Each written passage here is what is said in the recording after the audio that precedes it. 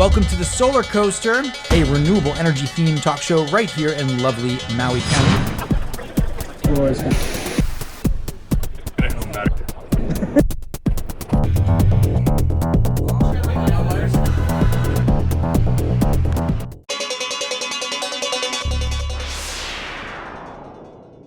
Some footage.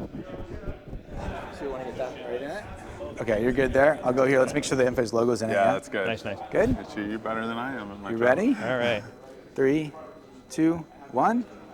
Aloha, welcome to the Solar Coaster Live Show here at RE Plus 2022. I'm with Andy from Enphase. What's up, Andy? Good to see you. Super stoked to get the inside scoop. We're here at Skunkworks, Enphase, right? In the back, all the cool stuff's going on. They're talking about off the charts level 2 EV charging. They're talking about grid forming, IQ8s, ensemble storage. What else you got going on? You got a whole bunch of great kit. Yeah. You know, we're really getting into sort of the home electrification space too, thinking about home energy management at large and how do we like bring, EVs, heat pumps, washer dryers, all these things under one platform. It's crazy. And really create like a really cool environment for our customers. It's such a neat time, man. It's like, it's so different from, let's say, 5-6 years ago when in the Hawaii market we lost NEM and then we started moving into on-grid batteries. We're like, what are we gonna do? Yeah. And now we're like spoiled for choice. There's all these amazing companies that are well-funded, that are successful, that are growing, you're out there on like an M&A frenzy, Yeah. right? You're pulling in these great other companies, Yep. right? And you're putting together a whole ecosystem. That's so right. what's going on? What are some of of course, we understand from maybe last year we had a chance to speak with one of your founders, Raghu, talked a lot about IQ8 and Ensemble and the on-grid battery, these right behind us, right? This is your system? Yep.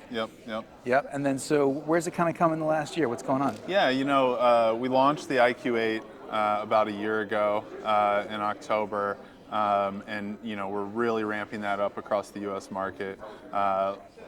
Exciting time, stronger, faster, more capable microinverter, the best yet. It's also, as you mentioned, the first grid-forming microinverter. So, for the first time in history, if the grid goes down, your solar system can continue functioning without a battery, which it's an exciting moment for the industry, right? Yeah, we almost had to say that again the first time you said it. Your solar system can function without a battery, and you used the phrase grid forming. For someone that it hasn't been having this conversation like crazy, like us energy geeks. Yeah. What does that mean? I mean, basically, you got these micros. They're able to know that the grid is out. You can island, and you can meet some loads. Yeah, within microseconds, right? Right. Like this is real-time action that you can flip your system into a microgrid and provide power to your family without a battery. And so, when the sun's out, you're running your household loads as if nothing happened. It's crazy that didn't happen before this. And then even better, it reduces the size of battery you need to pair with your system. That's really exciting. So you can have a really big solar system and a tiny battery to get you through the night and power your refrigerator, Wi-Fi, etc. And your solar system's cranking all day, and you can run even more loads, your air conditioners or whatever that might be. And then you can add to that as your needs change. It's a bit of a nuanced conversation too. I'm living with on-grid solar battery EV charging at the moment, and what I think I'm hearing here, and correct me if I'm wrong, but because it's grid forming, you could have a sizable PV system with a much smaller battery. The battery is not going to dictate the power coming out of that system, right? Is that what I'm hearing? That's right. And the ratio, you nailed it, Josh. Yeah. the ratio, this is always the thing in the industry. If you had a big system, big solar system, you needed a big battery system to go along with it, which is expensive. That's the problem with batteries, man. It is. Right now it is. Yeah. Hopefully that cost will come down over time. It has been, but PV as an example, in contrast to having a big battery system, having a big PV system is not that expensive. We're at the historic lows, right? Over the last, I think Sugar, one of the great guys in the industry from the other, big utility scale companies, they mapped out the price, the plummet of PV pricing, right? Absolutely. And so it's a relatively inexpensive commodity that we can put on roof, and if we can oversize it, why not? Yeah, because why not? maybe I'm going to use it, but with batteries, you can't really do that these days. It's too expensive. Yeah. You got to be judicious about how you spend your money on batteries. Yep, and the modularity of our batteries is really exciting, right? So being able to, you could start with our 3.4. So that's the 3? Yep. So this is a 3.4 kilowatt This is a 10, which is essentially, it is just 3 of these side by side. You guys are like the modular kings. We are. Distributed modularity. What did we say yesterday? We go, we're end phase, we put micros in it. That's it. That's it. And what do you know? There are micros in this battery right over here. That's awesome, you know? man. That's awesome. And, you know, you mentioned this before, but we just purchased Clipper Creek. Yes. For right. EV charging, which is over here. And, you know, eventually we might put a micro in it, right? Thinking about bidirectionality. I'm not sure if you're joking or you're not. Though. No, I'm not joking. Essentially, we might put a micro because of the bidirectionality and the sophistication of our Louise. microinverters. It's the brains behind the system, Yeah. right? And so, you know, that will enable us to do so much more and integrate it into the system so much more smoothly. It just makes sense. Now, just as a side note, we were talking with some of your staff that are into the EV space here. I forget the fellow's name, but a real nice guy. Jay Harmon, yeah. Yeah, Jay, and he was saying that there's a couple of models, and this is the HCS 40. Jay, can you pivot this up so you can see the logo? I heard this is the first one that's been with the full brand. This is the first time anyone has seen the Enphase branded EV charger. Solar Coaster first. So, so it looks good, by the way. But the thing that kind of struck me was that there are a couple models, and that this is a level 2 at 32 amps, right? Yep. So I'm not sure what that is, maybe 7 or 8 kW or something like that. Yeah, I don't Right, have so the it's technical specs somewhere in down that spec. perfectly. We're sort of new. But then that being said, you get if you have another model, and that model is it has it was a 60. What did he say? HC60? Yes, HCS 60, which you know is even more power, obviously. Right. But the thing that we figured out when we were talking there, he's like, I think it's one of the most powerful level 2 chargers. And I go, I think it's the most powerful level 2 charger. It's certainly the one that I've heard of. I'm not willing to make that claim on the show, but I think it's probably up there. Well, for sure. The high ones that I've seen in the level 2 space generally around 11 kilowatts, 11.5 kilowatts, which pretty much meets the onboard charging capacity of like a Tesla, right? Yep. But at about 48 amps, Yep. okay? But what I was hearing there is that we were up maybe, a lot higher. I just forgot what it was actually. 64, not 64. It was something, but anyway, it was substantially higher. The number will come to me in a second.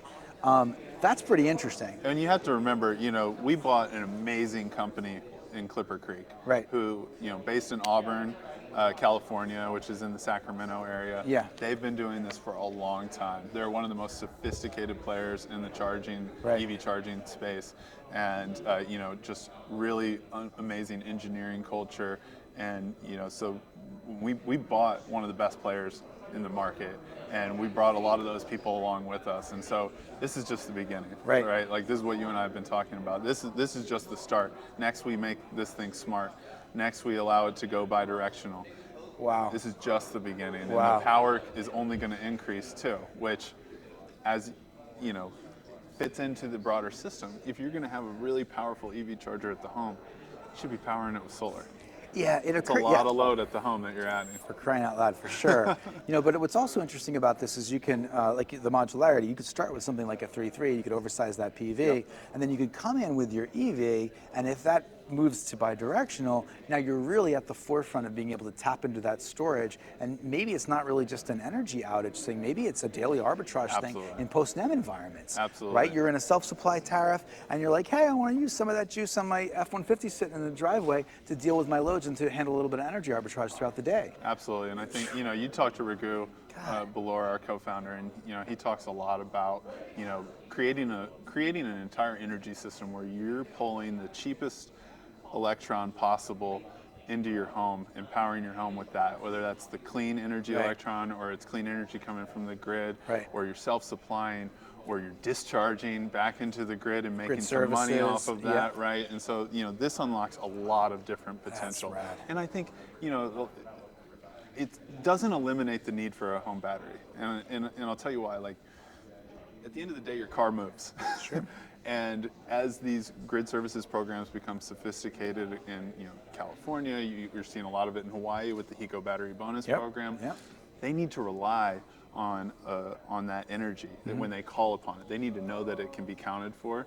And if you got you're going on a grocery run, Yeah. that's not there. So I think there's room for all of this. I think it's all important. It's also, maybe the battery is the cheapest electron possible, stored solar in your battery to feed your car. So, this ecosystem we're creating is really exciting. I like the description you gave, the ecosystem, because I think it's what we're doing. 100%. So you've got the EV charger. That's a game changer, really, potentially, right? Yep. What do we have here? Is this the backup interface, or is this the overall? This is called the IQ System Controller. So this every one of so whether you have just the IQ8 Right. PV system or you have a battery, you need the IQ System Controller. I see. When the Okay. grid goes down, this recognizes it, flips over into microgrid mode, Right. and creates a self-contained system. Right. So this is a very important piece of equipment. It creates the microgrid. And then next to it here, this is our gateway, our IQ gateway. Ah, yeah. So this is what's powering our app, which has, we have probably one of the most data-rich systems on the planet.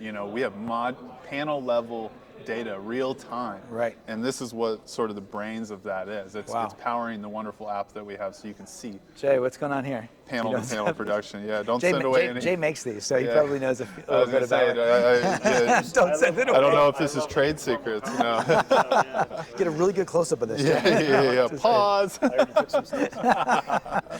Beep, redacted. Yeah. Beep. No, this is we currently it's connected to Wi-Fi. We're looking at sort of wired connections. So, we're pushing software updates in real time, Right. trying to keep up with the rapidly expanding energy system. That's one of the things we caught early on, right, Jay, was the discussion about how your company is really heavily into the software space. Yes. So you're selling hardware, you're selling products. Absolutely. But the software, this layer of software that you have, I'm using that term layer a lot nowadays. Enphase is a software company. Right. We are. I agree with that wholeheartedly. Yeah. We are a software company. Enphase is a software company. We're showing up in our customers' palms. Our installers are able to use our various software. You got to remember, we also recently purchased SolarGraph. That's what I was trying to remember. Which is a solar and soon-to-be solar and battery design platform Right. that installers can use, right? Right. And we're agnostic what systems they're designing with it, but we're trying to create an end-to-end digital experience where you can get leads from Enphase, you can design and permit and finance a system through Enphase, you can commission a system through Enphase, and you can perform operations and maintenance, O&M, over the life of a system. You're talking about the full arc The whole of thing. your experience with any renewable installer energies. just plugs in. Yeah. Any long tail installer or any installer of any kind plugs into our system and can do it all.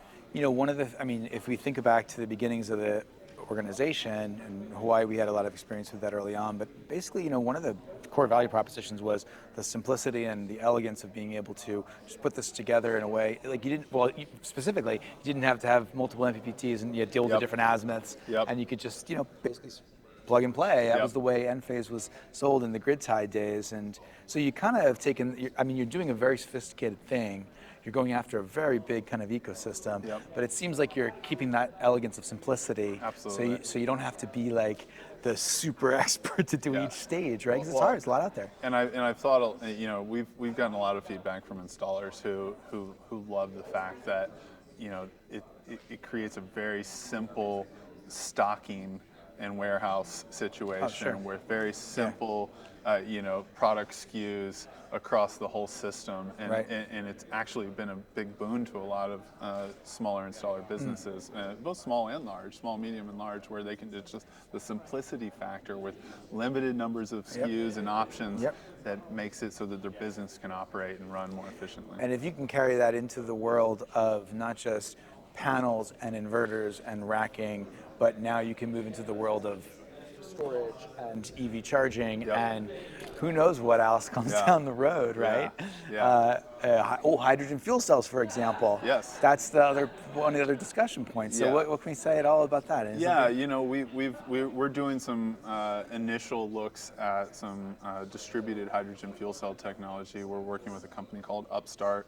We're investors, we don't have an official partnership necessarily yet, but again, There are microinverters in that. Of course. Put a microinverter on it. This is real. This is real solar industry geek stuff right here. We're like, we think that's hysterical. It's amazing, but it gets you that last mile. We think that solar and batteries can do basically everything you need it to do. Right. And if you have a hydrogen fuel cell that's attached to the home, you're gonna ride out any storm. So talk to me like I'm a 3-year-old. Really, just help me understand how that hydrogen fuel cell integrates. I think I understand where it's going. Yeah. I think I understand what type of materials you're working with. Yeah. But just what does it basically do? What's the core value proposition of that? And then what's the basic functionality and tech? How would it work? Absolutely. So I mean, obviously, I'm just going to do the whole system, right? Sure. So you think about an Enphase customer. It starts with the solar system to power their home, has the battery system for backup or self-consumption, Yep.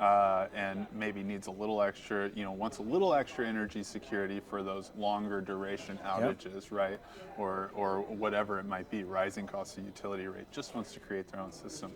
A hydrogen fuel cell can attach to that. A hydrogen fuel cell is taking natural gas. And it's not burning the natural gas. It's a chemical reaction that pulls and electrolyzes and essentially powers your home with natural gas without combustion.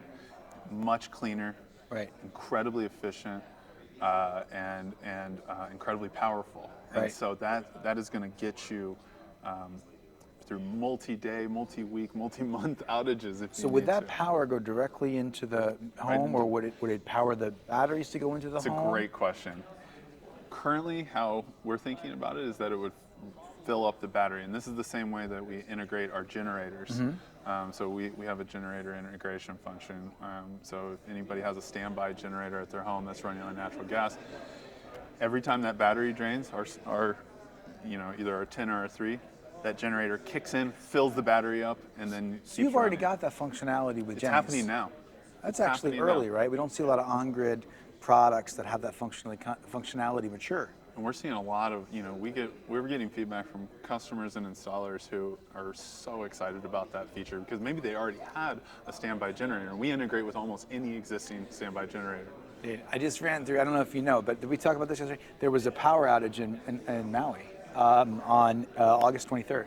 Weather related? Check this out. There was an arc flash in the Ma'alaya generation station, which is like, it's not a good ratio of how dominant that is in the generation capacity of Maui, right? Yeah. And so arc flash, entire island goes, Yeah. and that's 65,000 utility account holders, 80,000 people. Oh my God. Now I happen to have a solar plus battery system, a load control panel in my home, right? So I woke up at like 4 o'clock, 5 o'clock in the morning, came down, I was like, I'm in curtailed loads. My battery's doing it. The valley is dark, right? And I go, I wonder what happened. There isn't a weather event. This is kind of spooky. How much propane do I have for my Jenny to recharge everything? Yeah. And I ran the math real fast. And I said, well, in a curtailed load scenario, I may get really modest loads, 10 kilowatt hours, I can probably stretch 24, Yeah. right? Yeah. Through If an you're- entire you're day, smart, yeah. right? Because I have very, very low running water. Yeah. So I have a couple of main things. And then I was like, I got 124 gallons of propane. That 7 kW burns 2 gallons of propane per hour. That needs to be at 5 kW. I got 32 days. I'm sitting there with like cold coffee going. 32 days. Oh my God. Okay, let's do it. Damon, get up here, plug this thing in. It's Like, incredible. right? So, but that's the kind of stuff you're talking about. But that Absolutely. recharge of the battery is critical. And I really don't understand how, Jay's probably got a better handle on the hydrogen fuel cell, but how that operates in terms of efficiencies relative to the batteries. And the batteries are going to be super efficient in meeting your loads, right? Yeah. That's why you would do it. Yeah. I don't have that answer off the top of my head. I'm not smart enough to Right. to Neither give am you I. that answer. We'll need to pull Ragu in for that. But what I do know is that primarily we want to see the solar refilling that battery Yep. regardless. Yep. And that's what we're optimizing for. And these generators or these fuel cells, that's for dire straits. Contingency, like Yep. worst case scenario. Exactly And what you these were days, dealing with. it sounds like it doesn't sound so crazy. It's not like tinfoil hat stuff to say, hey, maybe we'll be out of power a long time. There's actually precedent for that, right? Absolutely. So we pay for insurance to protect our homes, protect our lives, protect our health. Why wouldn't we do an insurance policy like that? Look at what Puerto Rico's dealing with right now. now. Yeah. That's terrible. That breaks my heart. It's awful. And, I was down there in 2017 after Maria, Right. and it was multiple months. It's crazy. These are U.S. citizens going through multiple month outages, and they're facing it again. And it's thankfully there's tens of thousands of solar and battery systems Right. that have been deployed since 2017. So it's actually a little bit of a different scenario. Yeah, I was just watching the news this morning trying to catch up on that. It's crazy.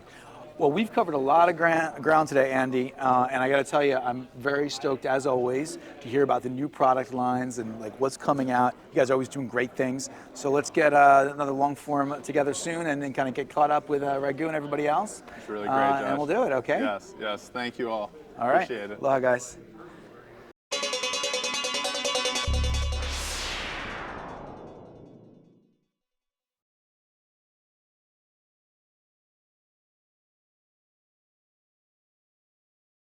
Almost here. Yep. Now they're everywhere. Yep, So yep, there's yep. that. Pump that up a bit. But basically, what have you done for us lately? Yeah.